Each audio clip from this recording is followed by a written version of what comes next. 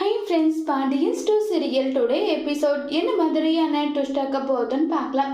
பாண்டியனை வீட்டுக்கு கூட்டிட்டு வந்துடுறாங்க. உடனே பாண்டியன் அப்பவும் வண்டியில உட்காந்துட்டு இருக்காங்க.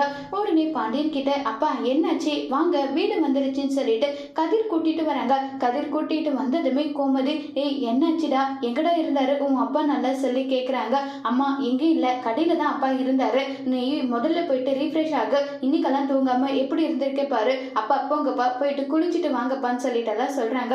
உடனே பாண்டியனும் அங்க இருந்து கிளம்பி போயிடுறாங்க. ரொம்பவே வருத்தமா பாண்டியன் அங்க இருந்து கிளம்பி போறாங்க. உடனே நம்ம கோமதி வந்து ரொம்பவே வருத்தமா இருக்காங்க.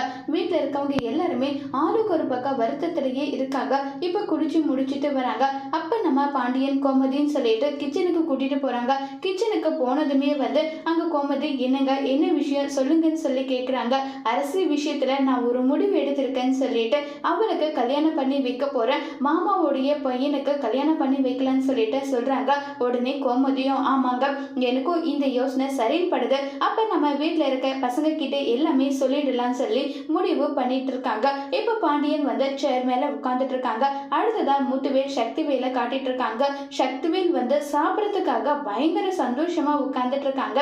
அப்ப சக்திவேல் கிட்ட வந்து அங்க வந்து இருக்க காந்திமதி வந்து, என்னன்னு தெரியல, என் பொண்ணோட வீட்டுல ஏதோ ஒரு பிரச்சனைக்கு மேல பிரச்சனையாவே இருக்கேன்னு சொல்லி ரொம்பவே வருத்தமாகவும் ஃபீல் பண்ணியும் பேசிக்கிட்டு இருக்காங்க. உடனே சக்திவேல் வந்து, எதுக்காக இப்படி வந்து பேசிட்டு இருக்கீங்க, ஏன் அதான் உன் பொண்ணு வீட்டுல ஏதோ ஒண்ணு நடந்தா உடனே உனக்கு வருத்தம் ஆயிடுதா, நல்லா சொல்லி கேட்டுட்டு இருக்காங்க.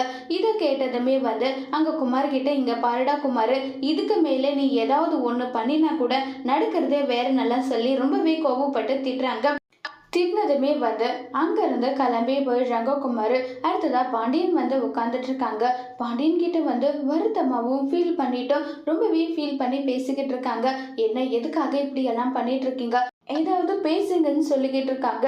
இப்ப பாண்டியன் எடுத்த முடிவை அரசு கிட்ட சொன்னா அரசு என்ன முடிவு எடுக்க போறாங்கிறத வரப்போற எபிசோட்ல வெயிட் பண்ணி பார்க்கலாம். தேங்க்யூ.